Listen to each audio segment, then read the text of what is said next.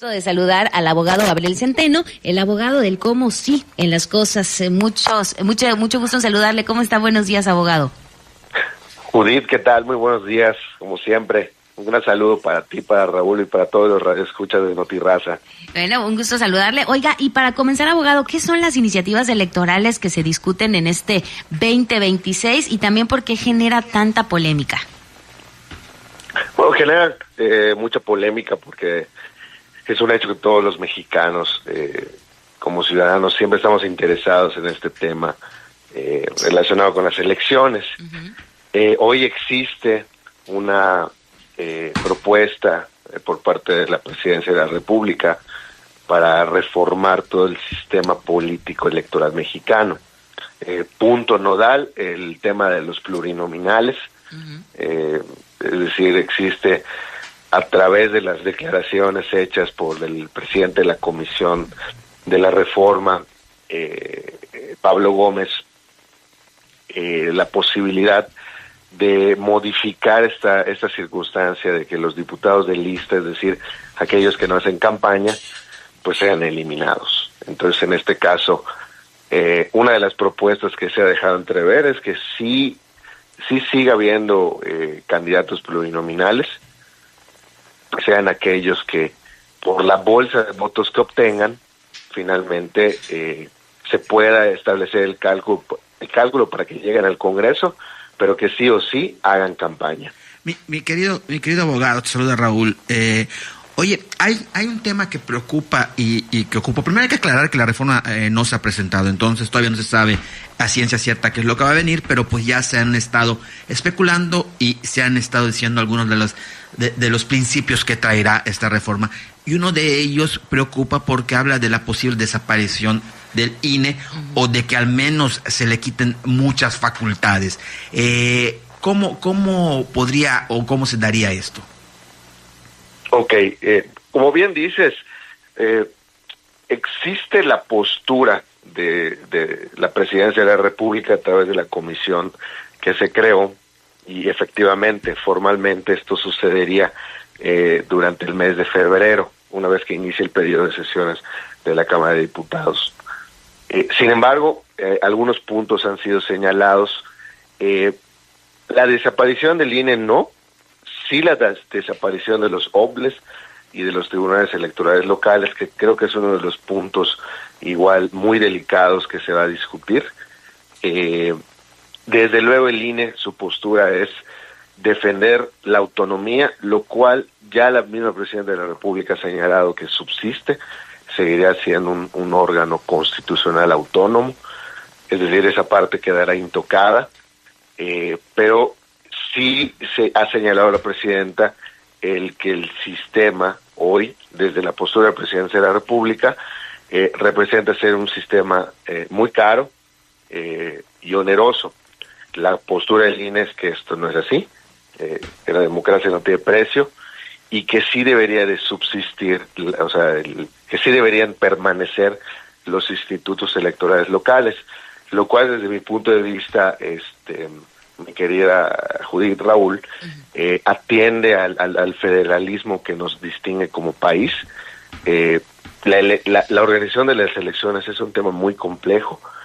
Creo que el personal que trabaja en estos institutos, desde Yucatán hasta Baja California, es un personal altamente especializado y necesario para que toda la sociedad esté tranquila al momento de que se organizan las elecciones hablando de Yucatán, pues para todos los yucatecos. Pero en este caso yo me quiero imaginar que no solo desaparecían los OPLES, o sea, este mismo personal, no lo sé, tal vez se traslada la nómina del INE y se le incremente el presupuesto al Instituto Nacional Electoral y que sea él el que se encargue de todas las elecciones.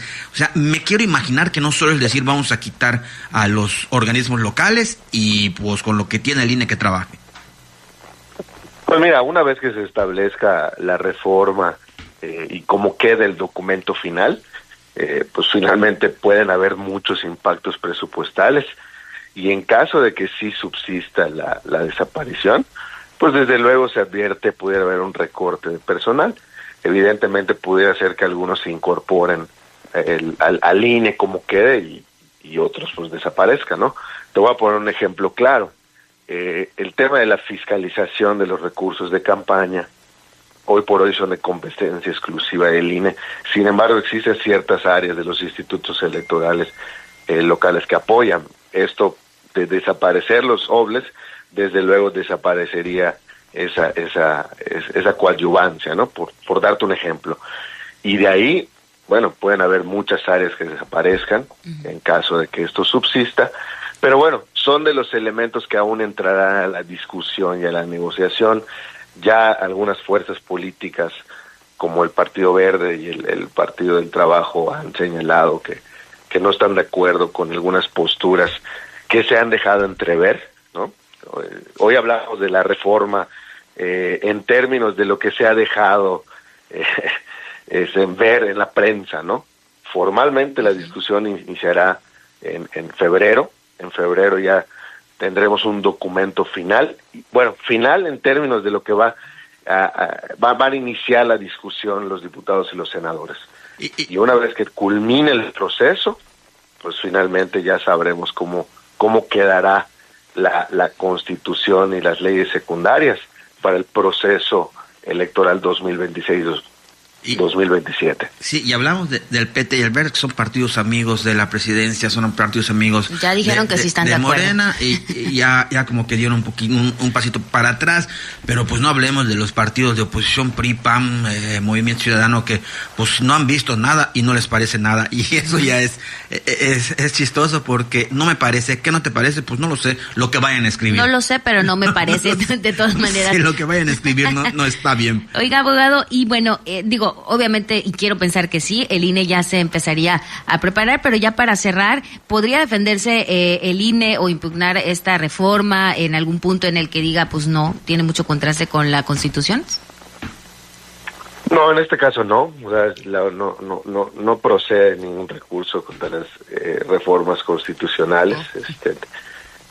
Han habido algunas, o sea, sí pudieran en algún caso señalar algunas violaciones procedimentales, pero serían cuestiones de forma.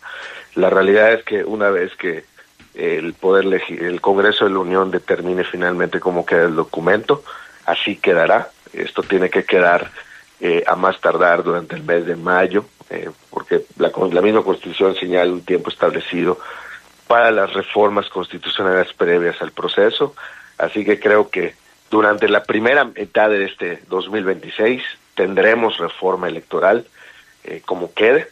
Efectivamente, como bien dicen ustedes, un día las fuerzas políticas señalan a favor, otras en contra. No hay nada definitivo, pero creo que una buena lectura momento a momento de cómo han sido establecidas las posturas, o el día de hoy como ciudadanos nos puede dejar entrever un criterio propio, ¿no? Y señalar que al final, pues el que tiene la razón es usted, mi querido Radio Escucha. Así es, hubiéramos invitado hoy a Guillermo Fournier, porque a él le encanta futurear, le mandamos un fuerte abrazo. Seguramente mañana habrá discusión con Guillermo no Fournier. Tenemos nada, pero bueno, ya estamos hablando de lo que podría pasar. Mi estimado abogado del Cómo Sí, un abrazote. Un fuerte abrazo aquí desde la Ciudad de México, con un frito rico. Uy, sí. Y bueno, recordarles a todos, buscar siempre el cómo sí para resolver las cosas. Perfecto, pues le mandamos un fuerte abrazo, excelente jornada, abogado. Nos escuchamos pronto. Ahí está el abogado Gabriel Centeno sobre cómo se perfila el INE ante estas iniciativas, una de ellas la reforma electoral 2026.